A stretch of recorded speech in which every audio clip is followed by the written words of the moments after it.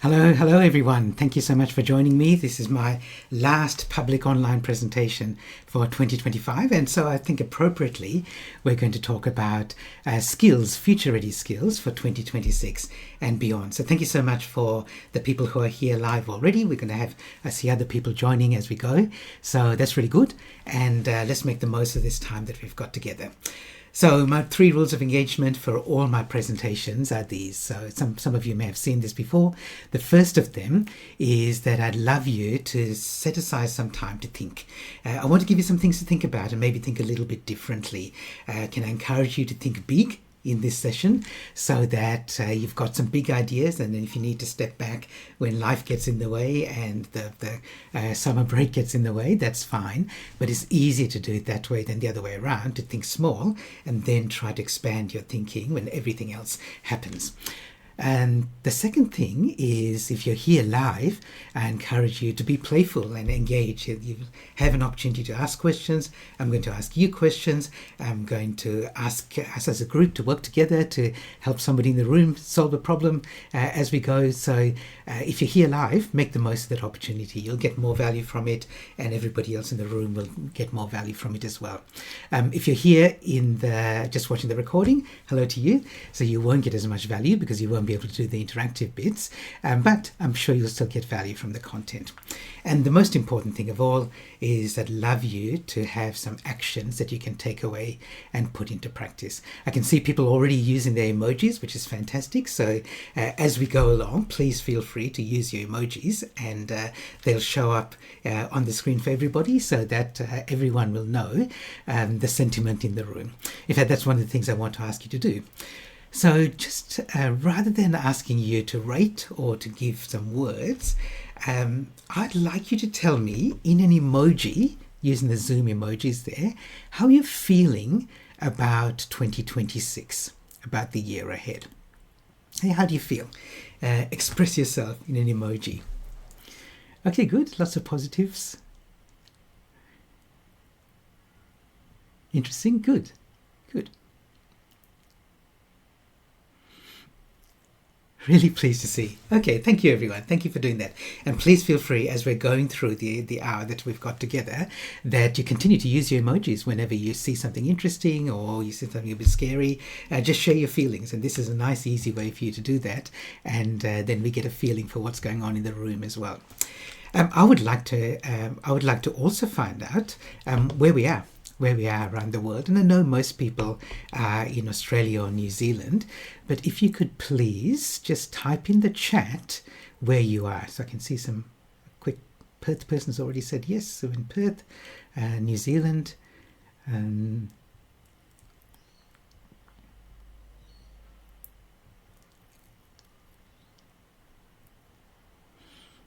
Great. Oh, Central Australia. Good. Really nice. Okay, great. So thank you for sharing that. And part of the reason I did that, just so apart from us all knowing who's in the room and where they're from, is because some of the examples I'm using are Australian examples. So when we talk about some of the stats around the skills for the future, then some of the examples I'm using are Australian examples. And I'm trying to tailor this as much as possible. But of course, many of them apply globally as well. So let's have a look what I'm talking about today. So I want to talk about skills, and the value of skills has changed over the years. So I remember when I was much younger talking to my dad, when I was very early out of uni, I was talking to my dad about what employment looks like. And he said that, so he qualified as an accountant and he retired many years ago, but he said, you know, in our day, we could have had a job for life, literally a job for life. The accounting firm he worked for would have happily kept him on for life. He didn't have a job for life because, you know, he brought his young family to Australia 50 years ago, and so he changed jobs there, and then the company he was with merged, and so he got different roles and so on. But it was very common in my dad's day that you could have a job for life, and lots of people went into a job with the expectation that your employer would look after you for life. My generation, the Gen Xers, and of course beyond that, we didn't expect a job for life. So you might have a career. So you went to uni, or you went to TAFE, or you got some other qualification, and you kind of were trained in some area, and you'd have a career where you'd move through different jobs. In fact, many of my mates that I went to uni with are pretty much like, some of them have just retired in the last couple of years, and some of them are getting close to retirement. And most of them, not all of them, but most of the people that I went to uni with and did a computer science degree with and did a maths degree with, most of their career has been in that area of expertise. And of course, they got promoted into more leadership roles, but still working in that area. So it was still quite common that you'd have a career for life. And you might have multiple jobs in that career, but generally it meant moving up that ladder. What's happening now is that we've gone beyond that now, and now we really need to focus on skills. And there are two kinds of skills. So one is the deep technical expertise skills, and two is the broad horizontal skills that work across different careers. And many people now are recognizing that they really need to focus on skills. They might still have jobs and they might have a career in mind, but skills are really important because some careers don't exist. So I have had possibly 3 careers in my life. So I was a software developer when I first graduated from uni. I had then became a web designer and a social media consultant. But when I graduated from uni, there was no such thing as a web or social media. And now, as a professional speaker and futurist, it's a completely different career.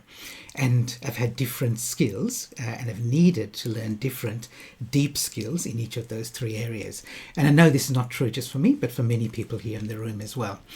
So it's not that, and we've always needed skills, but it's not that we now need skills alone. Skills have always mattered, but now we need skills more than ever. They matter more, because the idea of a job for life or even a career for life is not something that we can rely on for the future, whatever role you've got now. So I'm interested to know, if we're talking about skills for the future, and let's look at those broad, wide skills, what are some of those skills for the future going to be? So just type in the chat what you think some of those future-ready skills are. And I'll pop some of them up here as you're typing them in. Actually, let's do it this way. If you type them in the chat now, they'll appear. Okay, so what sort of skills do we need for the future? Yeah, people skills, change management, listening. Great. Yep. AI, yes. Adaptability. Yeah, sustainability. Yeah. Equity. Digital literacy. Good, thank you. Yeah, so look, oh wow, communication's coming up as a very common one. I totally agree with that. I'm going to talk about that a little bit later, but I'm going to take a specific angle on that, which is very much around being future ready, and there's a skill that, well, we'll get to that soon. Good. So thanks everyone. So yeah, absolutely, there are a whole bunch of skills that we need for the future, and I'm not going to talk about all of them today. I'm going to pick a few of them. One that has already come up is one that we all know that we need, which is around AI literacy or data literacy. I'm not going to focus on that today, because I think we all know we need that skill. I've talked about that a lot. I've got a lot of presentations around that. In fact, 10 years ago, when I was doing my research for today and my preparation, I was looking back at what I've said about that. And this is 10 years ago. I did this presentation around data literacy. And this is I was going to say it's a photo of me as when I was younger, but I think that's true of all photos, aren't they? That, by definition, they're pictures of you when you're younger. This is when I was much, much younger, and I did a presentation about what we used to call big data. So I'm just going to show you a couple of the slides just to show you. Like, this is 10 years ago. We were talking about big data. Well, I certainly was, and some people here may have even been here for that presentation if you've been following me for that long. Nowadays we call that AI, but essentially big data is part of AI. AI experts might cringe at that, but essentially this is this. We're talking about, even at that time, like Woolies rewards cards and Coles flybys, kind of gathering data about us, and then making predictions about what we'd want and offering personalized offers. There was this new app which was doing facial recognition in retail shops to alert staff about shoplifters, and that was really groundbreaking at the time. And we used to think about privacy issues and confidentiality and security and stuff. There was a much bigger deal now. If you think about it, this is 10 years ago, 2015. Now we kind of take for granted that's going to happen. There still should be a pushback against it, but we're taking it for granted. There were insurance companies that were doing peer-to-peer insurance where you could get a lower premium if you banded together with your friends and you say we're all good drivers, so charge us a lower premium, and if there's an accident, we'll pay out of the money that we paid rather than from the whole pool. So that kind of personalized customer personalized experiences was happening even about 10 years ago. And there's a book about, we've gone from 6 degrees of separation to 3 degrees of separation. The thing that really, 10 years ago, I was doing a lot of work with financial advisors, and the thing that really prompted me to run this presentation about big data for everybody was financial advisors at the time. They were kind of facing this AI disruption earlier than many other industries were, and they were really scared about what they called robo-advisors, which basically customers going to AI for advice rather than going to financial planners. And even at that time, I was saying to advisors, no, you may lose a few people that way, but the best way you can work together, is by using AI, we were calling it robo-advice at the time, using robo-advisors to help you provide better financial advice for your clients. And some people bought that and they got okay with that message. Some didn't want to hear about it. They said, don't talk to us about robo-advice because we're all scared of it and it's going to take our jobs away. So yeah, look, you can go, don't tell me, I don't want to hear, or you can say, let's figure out how to make it work. So, as I said, I don't want to focus on AI literacy today because we all know it's going to be a big part of our future. So rather than that, given that we all know the skill of AI literacy is going to be very important for us, so I'm going to ask you to share in the chat what you are doing or what you're planning to do in 2026 to improve your AI education and your AI professional development. So this is for you personally, or if you're a leader or manager, what you're doing for your team as well. So what are you doing to enhance your AI literacy in the next year, in the next 12 months? You can keep it as broad as you want, but let's see what people are saying.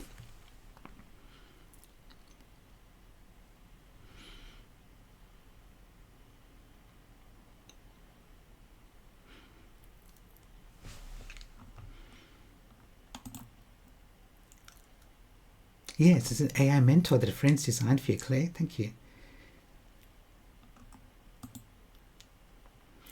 Jonathan, yeah, right. So practice using tools other than ChatGPT and provide skills for your team.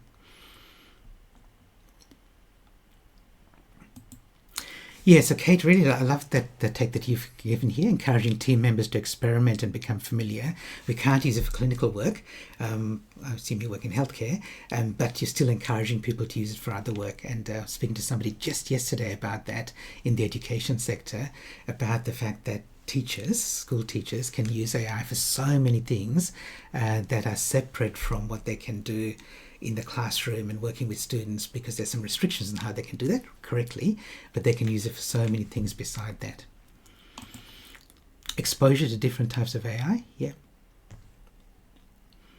Bringing them along on the journey. So this is something that I often say to leaders and managers. You need to bring your people on the AI journey, not just lump them with the tool or tell them that something new is going to come in 6 months where they're afraid that it's going to take their job. And Jill, okay, so you'd like to know more about that. Good. Brad, AI policy. Absolutely, right. So the AI policy should have 2 parts to it. So one is what sort of restrictions are there and what sort of things you need to be careful around. So those are the guidelines and the guardrails. And the second part of the policy should be, here's how we encourage you to do that, and we do encourage you to do that. I've seen many organizations that only have the first part, which is the stick, and not enough about not enough carrot in there. So a policy should have both.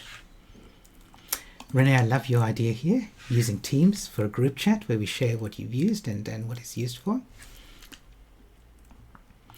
Interesting, John. So you're saying you're using AI to teach you about AI, which is also really good. That's kind of advanced, by the way. So what John's saying here, I've spoken to people who are doing similar things, but it's by far the exception, not the rule, to use AI to learn about AI. And I'll finish up with this other John's comment, keeping it simple. Okay, so yeah, expanding your vocab outside just your subject matter. Good.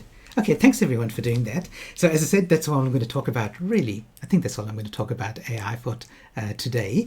But I do want to talk about some other skills. And here's some research that was done by PwC in 2025. And they were looking at how many employees, they did a global survey, how many employees learned new skills at work in the year that's just gone by, in 2025. So we're going to do this as a poll. So I've got 4 options for you here in the poll. So how many employees say they learned, as a percentage by the way, say they learned new skills at work in 2025. There are 4 options, A, B, C or D. So when you vote, put in A, B, C or D, don't put in the number. A is 20%, B is 40%, C is 60% and D is 80%. Okay, so at the moment C and D are winning. C still has the lead, just over D.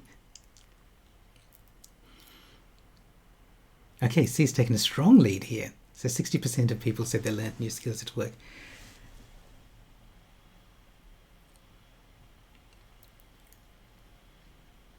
Okay, thanks everyone. So the correct answer is C. It was actually 56% who said that they learned new skills at work. So it's a little bit under 60, but 60 was the closest. The first person to get that right was Cheryl. Congratulations, Cheryl. So it's interesting, isn't it? So 56%. Roughly half of employees said they learned new skills at work in the last year. And today it's very much about this. I often run presentations for leaders and managers, but today this is for everybody. So whatever your role, if you're a leader or a manager, look at that and go, am I part of the leadership cohort that only allowed 56% of my employees to say they learned something at work? And even if you're not, maybe you need to take some responsibility yourself. For leaders and managers, you're not off the hook. So there's other research that says that most employees now expect their organization is going to provide them the professional development and learning and other skills that they need to be ready for the future, to look at what's coming up in the future and have the skills for that. So yes, you should be doing that, but in many cases that's not happening. So whatever your role, make sure that you build your own professional development plan for building and learning new skills, or upskilling and maybe even unlearning some of the things that used to be true but aren't true anymore. Okay, so that's just a bit of advice for everybody, especially if you're a leader or manager, but this is true for everybody as well. So I'm also going to process of writing a report about future ready skills for 2026 and beyond. It's not on my website yet, so don't go looking for it, but it will be, and you'll be able to download it free. In fact, I'll send it out to everybody who's registering and attending here. But rather than go through those 10 skills in there, I'm going to pick and choose a couple of them, 2 or 3. Depending on how much interaction and engagement we get, we might get through 3, we might get through 2. Because I'd rather give you, in the time that we've got left here, in the time that we've got, enough value that you can actually take some ideas away and put them into action for yourself, and also maybe for your team members. So I've picked things that when I run workshops around future ready skills or around building a culture of change, these are the sort of things that work really well, and I've adapted them slightly so that they'll work in this online environment as well, in this presentation. So you get not just a taste of the skill, but you get the chance to actually have some value. You experiment with it here right now, but also you get the chance to take it away and expand on it later. All right, so let's do the first one. The first one, I'm going to start by asking you a question. I have asked this, I think, once or twice before, but it's been a few months, so we'll see what the answers are. The question is, what did these companies, organizations, have in common? So you've got Google, Tesla, Meta, ChatGPT or OpenAI, Target, Walmart, Uber, NASA. They're all companies except for the last one. NASA is, of course, a government space agency. What do they have in common? And okay, I should have actually added in here redundancies in innovative. I saw a couple that the big companies, innovators. Okay, lots of money, disruptors, game changers.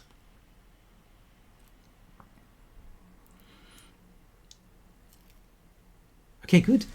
Use large data. Yeah, absolutely. So there's another thing they have in common, because most of these things here are reasonably positive things. But another thing that these companies have, or these organizations have in common, which is not such a positive thing, is as a result of the new US government's policies, they have rolled back some of their diversity, equity, and inclusion initiatives. Which basically the people who are most harmed by that are women, people who are not white, people from other minorities. Then these companies, these organizations, by choice, not by law, by choice, they decided to roll back their DEI initiative so they could suck up to the US government. The only exception to that is NASA, which is a government organization, so they had to, because there were government rules around that. But these other companies made what I think was a really stupid decision to roll back DEI. It's stupid for business and it's stupid for society as a whole. So so this has happened, right? And it's so important now that we embrace diversity. We've the problems we're solving are really complex problems and interconnected problems, and we need diverse perspectives, expertise, and skills to be able to solve those problems. And so one of the skills for the future is to be able to embrace diversity and to be able to work in an environment where you've got diverse skills, expertise, and especially perspectives. And again, like a lot of people talk about diversity and inclusion as if they're the same thing. They're not. So diversity is like having a whole bunch of colored textures. Inclusion is about using them. So it's not just ticking the diversity box, but it's actually making sure that you use the diverse skills, perspective, expertise, knowledge, and as I said, perspectives. So we're going to do a little activity here. I think a lot of people misunderstand the whole push towards diversity and inclusion. Let me just call it diversity for now. They misunderstand the push. So having equity for women is not saying we need more women in the workplace, which is true, we actually do, and more senior women. And part of that is saying, well, they're 50% of our society, so they should be represented in senior positions at that same sort of level. And so we've got to do stuff to get there sooner rather than later. So absolutely there's that. But the reason you want that is because of the lived experience that diversity brings. So the biggest benefit is not the color of someone's skin or their gender or anything that's visible, but it's the lived experience that comes from that. So we're going to do a little exercise here around lived experience, and we're going to apply that to a particular problem. In fact, I asked people before this session, what skill would you like to learn, or what skill are you looking to work on? And I've got an example from Claire. She's given me permission to talk about her example. So let's do this little exercise. This is something that I like to do in my Bright Sparks Culture of Change Agents workshop, and we'll do a quick version of it here. So we're going to do this with your lived experience, and I'm going to ask you, what was your first job, your first paid job? I'm not talking about your first paid job out of uni or TAFE or whatever that qualification is. You might choose something like you were working in a cafe, or you were doing babysitting. You might do some other things, right? So let me just open up this so people can share their first jobs. So what was your first job? If you do it in 2 or 3 words, it'll appear on this here. So McDonald's, librarian, trolley boy, hospitality, research assistant. Oh, there's more than one who's working in Macca's. Warehouse picker. Yeah.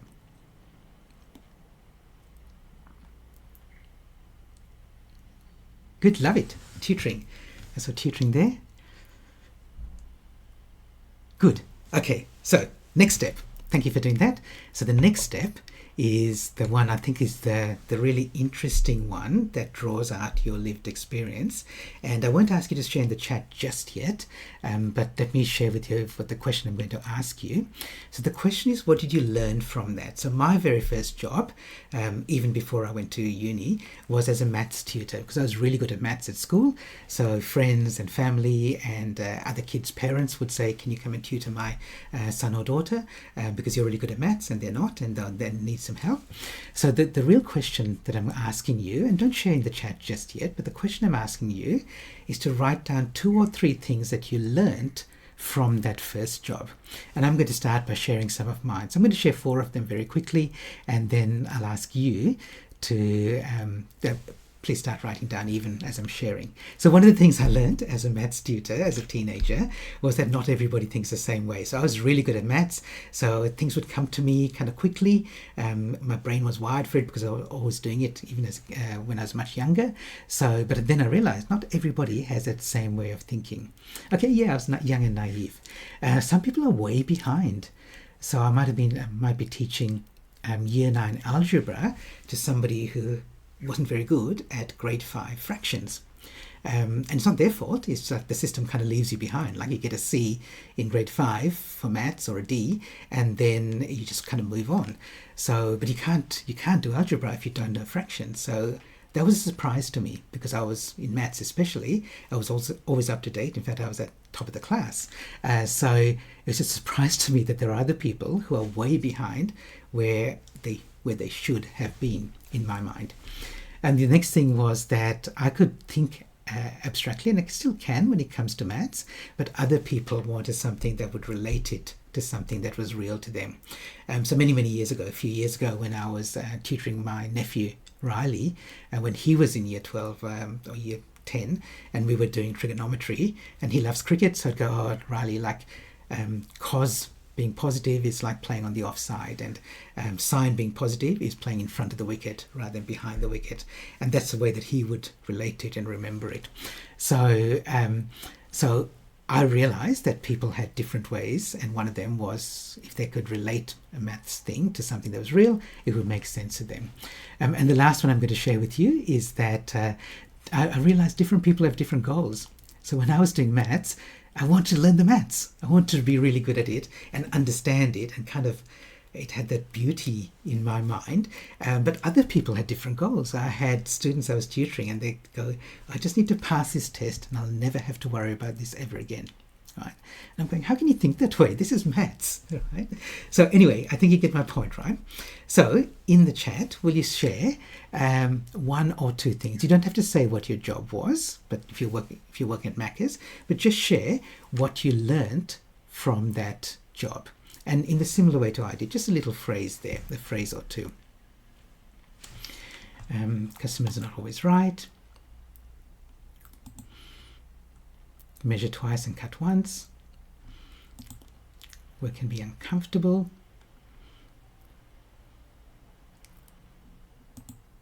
Paul, I like making cafe drinks look pretty. Great. There's some really rude and some really nice people. More fun working together. You can see things from others' point of view. Good. Yeah, invest my time where it's most needed. Great. Thank you for everyone for sharing these. I need to negotiate for resources. And not all bosses are good bosses. Cool. So this is sort of thing things that come up when I run this workshop as well. So kind of it's been a bit fun now. Until now I've talked about your first job, talked about things that you learned from your first job. Your body can tolerate more stuff than you thought it could. Okay, so now let's apply it to a real issue. So this is a question that, as I said, Claire emailed me before when I asked people, is there anything that you'd like me to cover in today's session? And so this is what Claire said. And she said, as environmental experts, how do we deliver much needed specialist training to colleagues to then grow industry capability and for a kinder and more sustainable economy? Okay, so that's a question, and initially I was going to say let me answer that in the session, but then I thought let's use this first job activity as a way of getting some of the group intelligence and the group diversity to answer that question. So if I was looking at this and I was answering that for Claire, so this is this is the way that I would do it. I'd say, what did I learn as a maths tutor that could be relevant for Claire's issue? So this is I'd like you to do the same thing. In the first job that you had and the list of the things that you learned, I'm going to ask you in a minute to share there's some skill that you learned that could be relevant and useful for Claire in trying to educate her colleagues in being able to share the sustainability and the environmental impact message with people, with other people. Okay, so let me share with you for one. So, not everybody thinks the same way. Yeah, so Claire might have one way of thinking, and you go, Claire, well, actually, not everyone is thinking that way. So maybe you need to do a little bit of scaffolding to get to that point. Some people are way behind. Yeah, like some people don't even know that there's a problem. Some people are denying that there's a problem. Some people are accepting it, but they don't want to give up their lifestyle, blah, blah, blah. There are people at different stages. Maybe you can relate it to something practical, and more now we're seeing the impacts of climate change and we're being affected by it. We, as rich Westerners, not just people in like far off countries or in small islands, we're experiencing it. And again, different people have different goals. So even people who are on your side, they want different outcomes. So let me give you the chance. Hello, room. This is up to you. Claire's saying brilliant. Thank you. Okay, so for the room, and Claire, we're doing this as an exercise, so you may or may not get something useful from this. I hope you do. But room, let's use our diversity and our diverse perspectives to help Claire in addressing this issue that she wants to learn more about. All right, so you've got some skill from your first job at Macca's or as a warehouse assistant. Okay, Paula says, and we're just going to share this here with no judgment, no evaluation. Claire, if you get something useful, please write it down and take it away. Let's just use this as just for the sake of doing the exercise. But I find this a really powerful tool when I've used this with teams. When you're talking about a culture of change, everybody has learned some skills from their first job, and many of them don't realize that those skills are actually useful in their current job or in a colleague's current job. Okay, let me just share some others. Open your mind. Share your values. Talk about the why. Find a hook. Julia says walking in other people's shoes.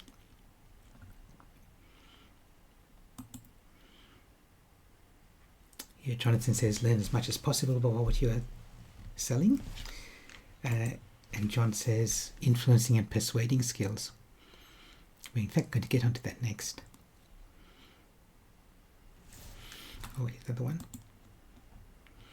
Create opportunities to listen.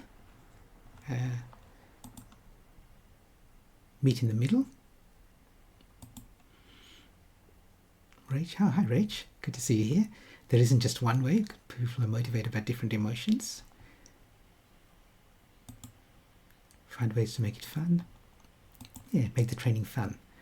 Okay, now, in Claire's role, if this was when first running this in a real workshop, I would have I pair people up in A's and B's or A, B's and C's, like groups of 3, and one person shares an issue and the other 2 people in the group share what they had learned from their first job that could help them. And the first person, their role is not to push back and go, well, I'll try that but it didn't work, or that wouldn't work, or that's not really my style. Their role is to write down all the suggestions that they got and then go back and evaluate them later, but accept everything. And all you can do is ask for clarification. So Claire, I'll make sure that I send this to you, this list. And Claire, let me share what Claire says. You're all terrific. And I agree. Much more terrific as a group than I would have just been as an individual.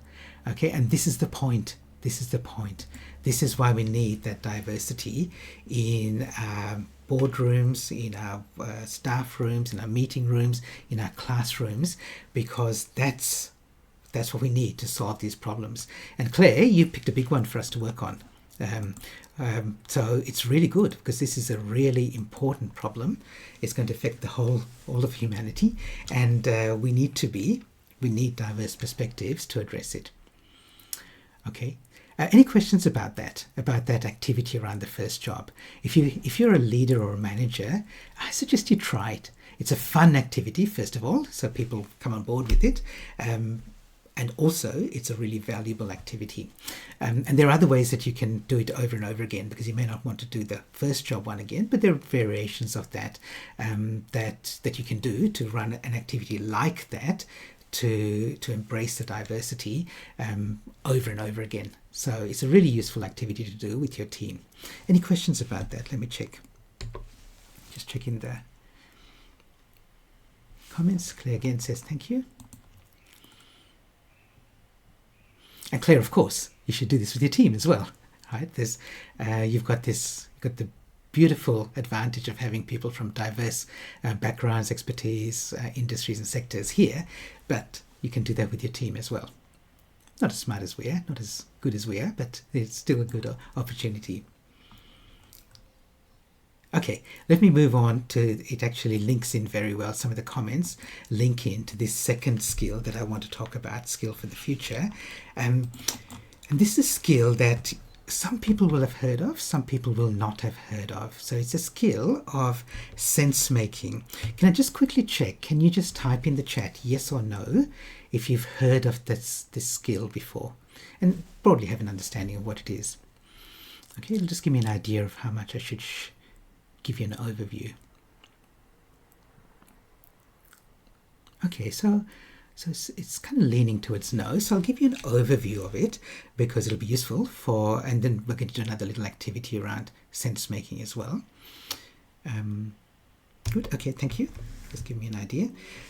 So the skill of sense making is the idea that we've got a really complex world, and one of the most valuable skills you have is to be able to understand that. Because it is really complex, right? And part of our job is to be able to understand that and figure out what it means for us. In fact, it goes slightly beyond that. So it's about all this fuzzy, ambiguous, uncertain stuff coming up from the future, in the future, and even in our present. And how do we choose the bits that are relevant to us? So it's looking through all that mess and noise, and then choosing the bits that are relevant, using that to learn what we need to learn from stuff that's coming up, whether it's AI or climate change and sustainability or cost of living crisis or political upheaval or political scandals and so on. And then the third part of that is then how do you share it? So having the skill to be able to take what's happening out in the world, learning what's relevant, and also being able to package it up and share it with others. Now, this is true for everybody. This three-part sequence. So it's choose, learn, share. It's for everybody. So for somebody like me, I speak at conferences, I share a lot from the stage at a conference, or I might share it in a leadership forum, or I might share it as I'm sharing it right now. So I kind of do public sharing. But for everybody else, you do sharing as well. You might share it with if you're a leader or manager, it's sharing with your team. If you are a team member without a leadership role, you might be sharing it with your colleagues or sharing stuff with your manager. So for all of us, this skill of sense making is super important. And it's a skill that we should all be working on. I reckon it's one of the most important of the future-ready skills. And I'm really, in some ways, I'm pleased that most people said they haven't heard of it, because I think it's one that if you get good at this skill, then it increases your value. Increase your value at work, at home, and in your community.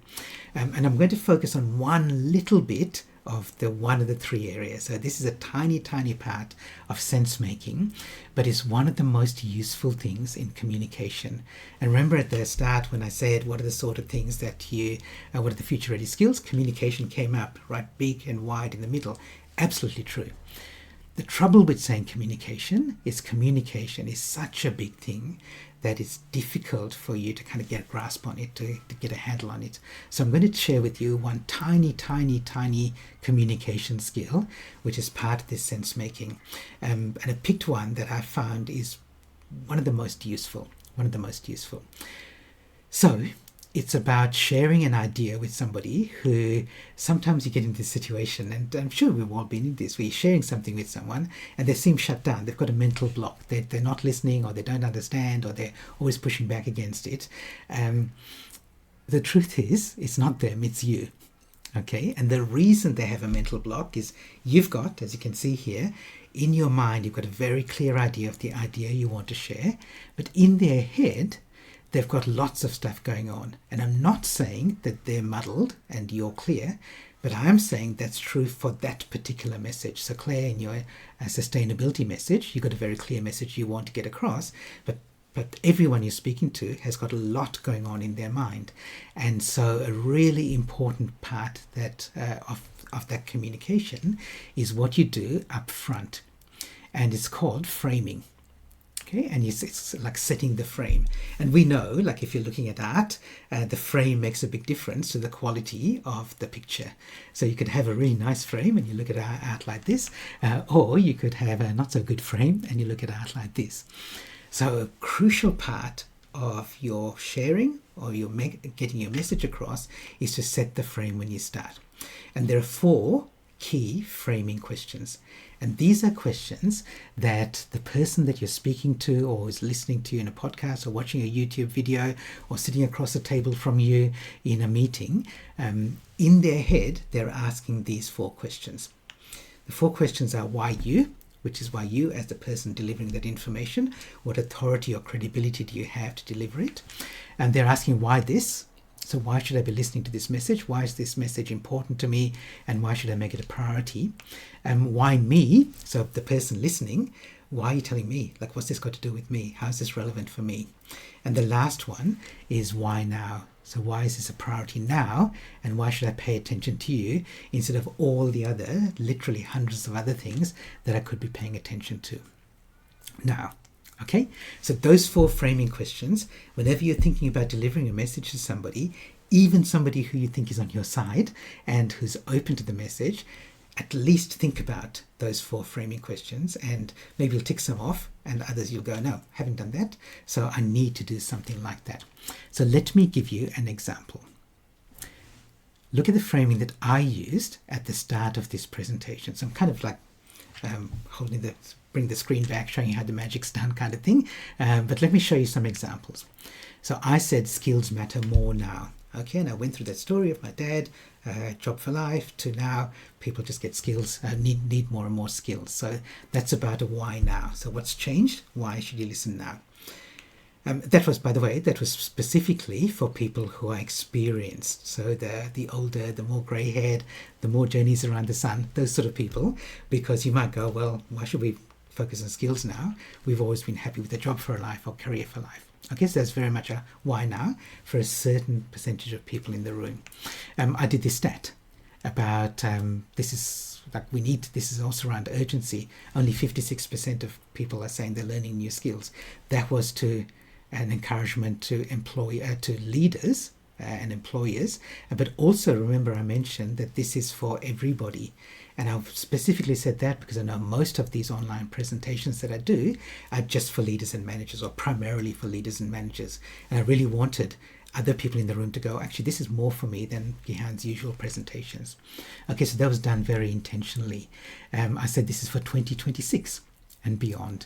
So it's okay, again, this is now. Why now? And also why this? Because I know the skills that I've shared with you are, as I said at the start, I'm not going to go 10 of them. I'm going to pick 2 or 3 which I think are going to be really useful. So this is why this. Okay, so I hope you're leaning in because I've covered those 4 why questions. So I'm going to ask you again. Let's do let's see how we're going. Oh, we do have time to do this. Okay, so looking at Claire's question again about those skills, let's look at those questions. So why you? So this is Claire. We won't do this one because this is really about Claire. So this is what's Claire's authority to be able to speak to this group of our colleagues about then sharing the message, what authority does Claire have? And Claire, you might be talking about your actual education and qualifications. You might be talking about your expertise. You might be talking about your experience when you're speaking to your colleagues. So what sets you up as an authority that's got something valuable to share? Why this? So why is this such an important issue?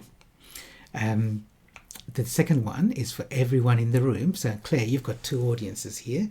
You've got the room of your colleagues, but also because you're trying to get them to share the message, you've got to get them thinking about their audience.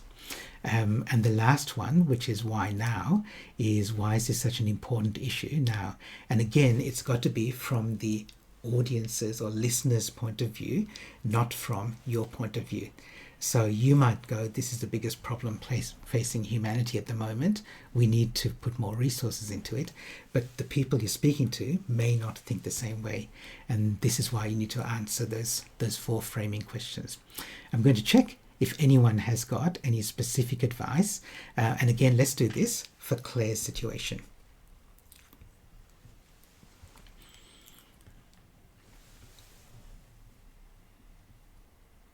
Good. Glad to see people are liking this.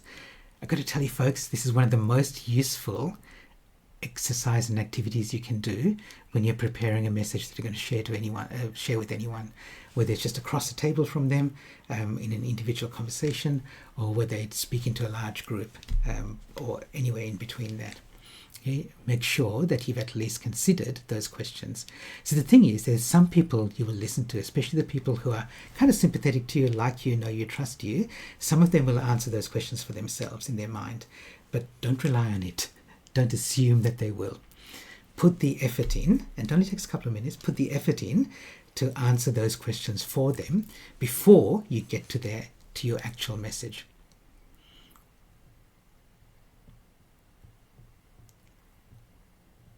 Okay, let me continue. Just by coincidence, Claire and everybody else. So what's on my reading list for summer, for the time over the break, is this book by Hannah Ritchie, Clear in the Air. So I just got a few days ago and I just started reading it. And like, my expertise is not about sustainability and the environment, but as a futurist, I need to know about this. So one of the reasons I got this book was when I had a quick flick through it. This is my thing, right? So I'm looking at the why me. So I'm going, oh yeah, actually that I had to look and I opened the book and start talking about data. Just really useful, right? Really useful. I go, oh, that's good for me. It's not only talking about the emotional side of it, but it's got data. There's some sections in there that go, oh, nuclear power is good. Great. Because I see a lot of people going anti-nuclear when actually nuclear is an important part of the solution. I look at the section that goes, can small countries do something? Great. Because, and she says, yes, so this is really useful for me in my learning. Now, that's just me.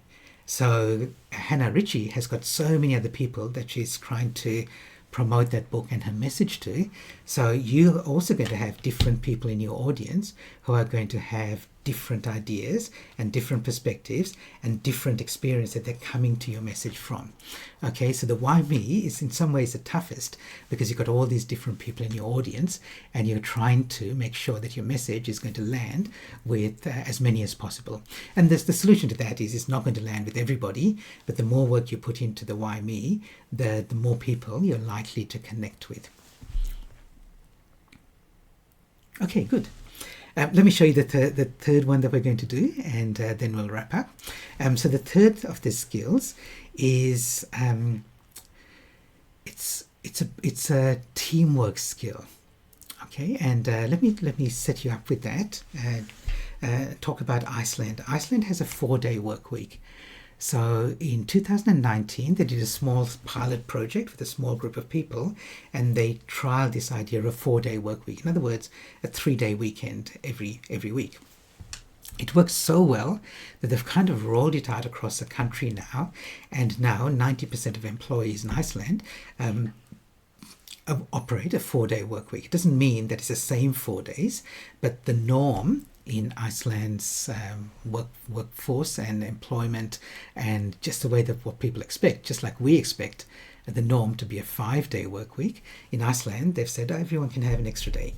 And it's really good. It's really good. Now, the challenge is, because they're not saying everyone has Friday, Saturday, Sunday, there are going to be times that people are going to be working, different people are going to be working shifts and so on, and people might be job sharing and covering for other people on the day that they're not working.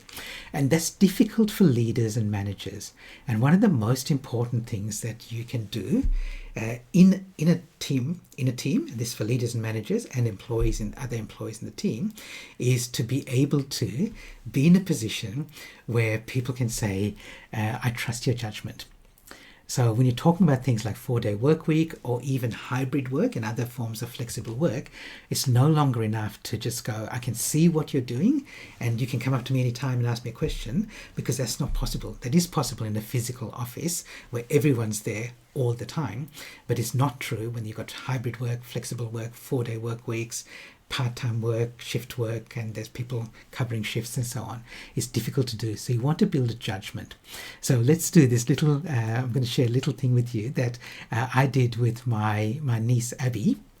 So Abby's 21 in February, and she learned to drive when she was eligible to drive, which in Western Australia is 17. But her parents didn't want her to learn to drive then. They said, "Abs, it's fine, finish high school, then you can go for your driver's license." But I said I'd help her to drive, and she convinced my sister and my brother-in-law that if her uncle was helping her, that's good enough, right? So I helped her with learning to drive. So if anyone has helped somebody learning to drive for the first time, a young person, it's quite an amazing experience and quite an interesting learning experience, because there's so many things that we take for granted now that we have to teach right from step one. So I wonder, let me actually ask you the question here. What do you think is the most important skill that a good driver needs to have? If you're a competent driver, what's the most important skill that you think they need to have? The answers will be different, and that's okay.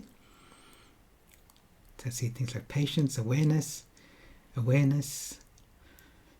watch the road, awareness, concentration, defensive driving, thinking ahead. Okay, let me take you through this little thing here. I'm going to share with you four little scenarios that Abby and I experienced when she was learning to drive. And I'll do it quickly because I want to talk about these 4 levels of trust. So the first one, and in each of these situations, so Abby's going to have this, she's going to be in the green car. So Abby's going to turn right off a road, and that's fine. She's indicated, she's stopped waiting, make sure there's no cross traffic. But there's another car waiting at the intersection who's also going to turn right. So Abby knows it's her right of way. But I remember when this first happened that she stopped at the intersection, and I said, "Abs, why have you stopped? You've got right of way." And she goes, "No, I remember learning in the book that this car's on the right, so you have to give way to the right." And I said, "Oh yeah, okay, that's true, but not when you're on the main road and this car's turning into the main road." So what did Abby need? What went wrong there? So what did she need to be able to get that right next time? Let me just check in the chat. What does she need? Context, experience. Yeah, in fact, in this case, Sona, you said it right. It's knowledge or information, right? It's simply information. She'd just forgotten what she'd learned. She just went for give way to the right, and Abby was good. Like, she passed her learners fairly with flying colours. But this is the first time she's out on the road operating heavy machinery in public, so she just forgot, right? She just forgot. So she forgot the information that she'd actually learned. Okay, second situation. So we're at a roundabout. This is just our car, nobody else's, and she was going to go straight through the roundabout. In Western Australia, you don't have to indicate if you're going straight, but you're encouraged to do that. So Abs knew that when she got to the roundabout that she was going straight through, so she kind of turned the wheel and then had to kind of indicate when she got to the top of the diagram to turn around. So to say that she's leaving the roundabout at the next exit. Fine, and she knew what she had to do. She was ready to do it, but because it was one of the first times driving, it was a bit clumsy for her because she still had the wheel turned a little bit, so she's going around, but then she had to indicate with her little finger, press the indicator, and it was my car, which has the European car, so the indicator was on the wrong side from her parents' cars, so she found it a bit difficult to do. So what does Abs need in that situation to be able to do that right next time? Practice, yeah, practice, right? Skill. This is a skill thing. It's going to do more and more practice. Okay, here's situation number 3. So this is, we're going on a 2-lane road, which is then going to merge to become a 1-lane road. And Abby's again in the green car. She's in the left lane because she tries to say left as much as possible. And there's another car coming up beside her. Now, Abby knows that if she was behind and if Abs was way back and the other car was in front, she'd let them go. If she was way in front, she's confident enough to go first. But it's this tricky situation, right? Like probably even if the cars were next to each other, she'd just hang back and let the other car go. But it's this tricky situation where she's kind of in front, so she doesn't know whether to keep speed and or maybe slightly accelerate. She gets ahead. What does she need there? What does she need? Confidence? Yeah, decision making, absolutely. But all these others have got decision making as well. Watch the other cars, yeah, confidence, even confidence. All of the others have that, require confidence as well. Rob, so you're the first person I think who said it. Judgment. So sometimes it's a judgment call, right? There's no right and wrong answer, and we do this instinctively because we've done it so often. Okay, so Abs needed to have that experience. That means that then she can exercise good judgment in that situation. Okay, last situation. This is the most complex of the situations. So here's Abby and I waiting to turn at a stop sign. Perth people this is turning into right into Wellington Street, heading towards Subiaco. Stopped at a stop sign. It's a 2-way road, quite a busy road that she's turning into. There's cars coming from her right. And there's also a row of parked cars, which is blocking her view a bit. And there's also cars coming from her left, going in the lane that she's turning into. So what does she need in this situation to be able to manage that and do that correctly? What she's supposed to do? What would you do? Yeah, patience is one. Yep, patience. Yeah. All right, so experience. Yeah. So the interesting thing is, so what you're supposed to do is stop at the stop sign, and then slowly inch forward. So until you got a clear view and you can turn, right? What would we do? We might not do that. Now, in a driving test, and this is very close to the West Perth Driving Centre, so lots of examiners take learners and put them in this exact situation because it's a tough situation. What we would do quite often is we just go, let's just turn left and then find a place that we can do a U-E or turn right and come around, okay? Let's not worry about one lane of traffic that we're turning into. Let's just focus on that. Or we would say, we don't need to come up this road because there's Collins Street, a couple of 100 meters away. And if you go there, it's a little bit further, but there's some very nice traffic lights which let us turn very easily. Okay, so in situations like that, which is find alternatives, which is exactly that, right? It's about having the wisdom to go, I'm going to avoid that situation. So this is, I think, the 4 things when you're thinking about building trust. You need skill first, information first, skill, judgment, and then eventually building wisdom.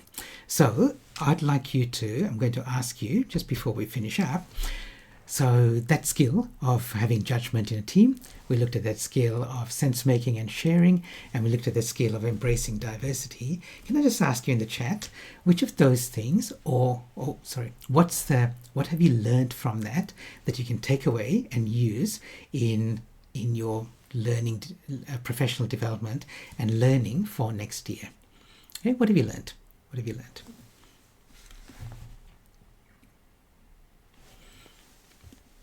So I'm just waiting for people to share what you're thinking about that. Framing questions is one. Good. Yeah, 4 questions. This is so useful. I love this. Warms my heart that everyone's saying that. So good. I love that. Not that I'm saying the others are less important, but this is so important. 4 questions. Yeah, targeted communications.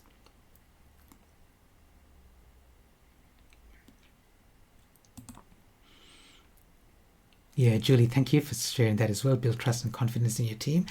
so much of what's happening now and in the future we can't write down in policies and procedures and templates and systems and get AI to automate it, because we still need to have the human element that's exercising good judgment, and then that will then build wisdom, because the world's changing so fast. You can create an AI agent that will automate a process now, but that process may not be relevant in the future. So who cares if it's doing 100 times faster than a human if it's not relevant and not serving what it should be doing? Sorry, let me get off my soapbox there. Understanding what the listener needs to hear. Perfect. Diversity, absolutely. We absolutely need that. And this, Andrew says here, preparation for the 4 questions. And remember, this is like 2 minutes of prep to go, have I covered of all 4 before I get to my message? And Paula, yeah, asked people for their input. Oh, good. So I think you got that from my exercise, which I'm really glad.